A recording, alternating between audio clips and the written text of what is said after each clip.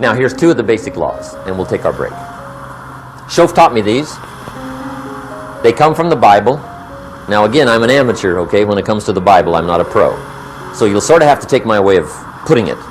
But here they are. The first one is the law of use. The law of use. And it goes something like this. Whatever you don't use, you lose. Lack of use causes loss.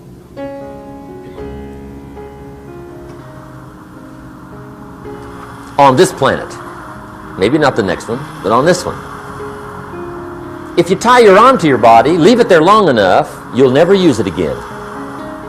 It's over for the arm. Now, it may not be over, but it's over for the arm. The only way to keep the use of this arm is what?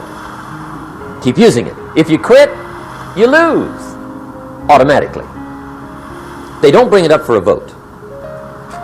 You lose automatically when you quit. Now, the same thing that goes for your arm goes for your brain, mentality. The same thing goes for all the human virtues. Ambition, unused, declines.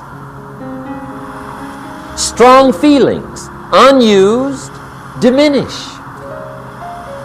It doesn't grow, it diminishes.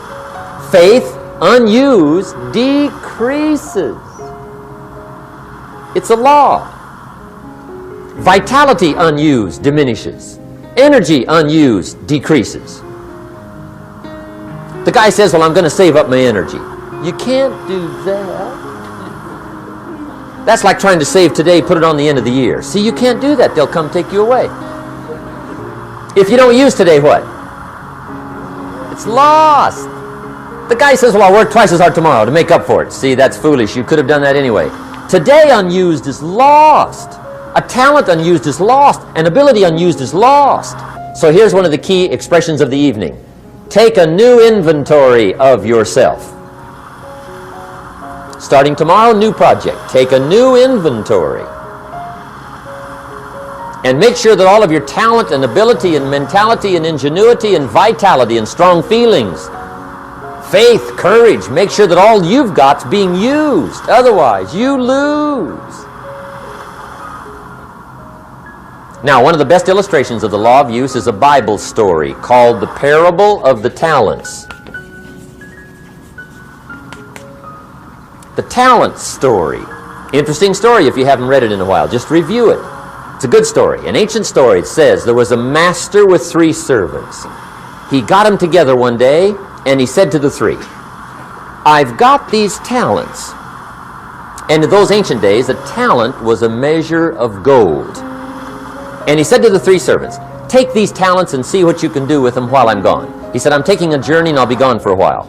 When I come back, we'll get together, go over the book, see how you did. He said, here's 5 of these talents for you. 5. Here's 2 of them for you. 2. And here's 1 for you. 1. The master said, take those talents, see what you can do with them. When I come back, we'll get together, we'll go over it all. The servant said, okay. Master takes off. According to the ancient story, the master comes back from his trip. When he gets back, he gets the 3 servants together, and as he said he would, he asks, how did it go with those talents? You were 5. What happened? That servant said, well, I took the 5 talents you gave me, and I put them to work. A little shaky at first, but he said things finally got rolling, and he said, I poured it on. And he said, my talents grew to 7, 8, 9, 10.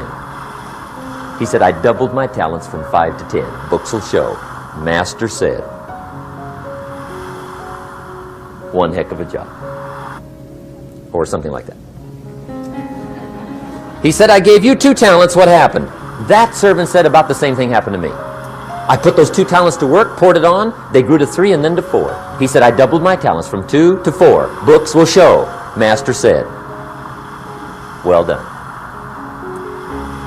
He said, I gave you 1 talent. What happened? That servant said, well, I took the talents you gave me, and I carefully wrapped it, and I dug a hole and buried it. And camouflaged it, I suppose, right, so nobody would steal it. And he said, fortunately, nobody got it. And he said, I knew you were going to be here today, so I dug it up. Here it is, safely wrapped. I did not lose it. while you were gone. According to the ancient story, the master said, take that talent away from him and give it to the man that's got 10.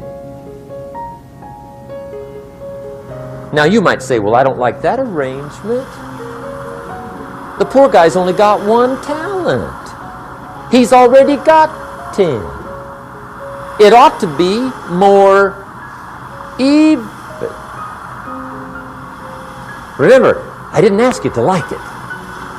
But this one I would ask you to learn, because it simply means whatever you do not employ, you forfeit. It's a law. So learn well the law of use. Now here's the second one, and we're going to take our break. Second law from the Bible. This one we've heard since we were small, I'm sure. It's called the law of sowing and reaping. In fact, we've probably heard it so often we could quote it. It says, whatever you sow, what? You shall reap. Fairly blunt, hopefully clear. Here's my first suggestion on the law of sowing and reaping. Don't try to beat it. You might as well try sitting on the sun in the morning. Keep it from coming up. You'll have better luck. Whatever you sow, you reap. Now, for a fair share of my life, I'm a bit mixed up on how all this applies. Among a lot of things I was mixed up on. I knew I wasn't reaping too good. That I understood. My problem was I was confused about what was causing it. Remember me with the funny list? I thought those are the reasons why it isn't working out well. And then Mr. Schoaf gave me the clue that helped me figure it all out. He said, Mr. Rohn, I have another answer for you. There's another way to quote this law that'll show you where the problem is so you can go to work on it right away.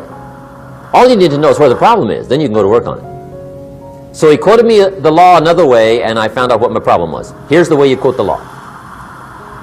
Whatever you reap is what you've sown. Now I knew what my problem was. Whatever you reap is what you've sown. If you don't like the crop, who do you look up? Answer, whoever planted it. And where do you find who planted your crop? Answer, in the mirror. What I finally learned to do come fall was to go to the mirror. That's where you go. And if necessary, you say, a few skinny carrots? I got to be unimpressed. Where were you last spring? Asleep? Didn't you read the books? Did you break your hoe? Let me give you 7 key points to the law of sowing and reaping. Let's tick right down through the list of 7, and it'll be break time. 7 points to sowing and reaping. Here's part of the philosophy that really...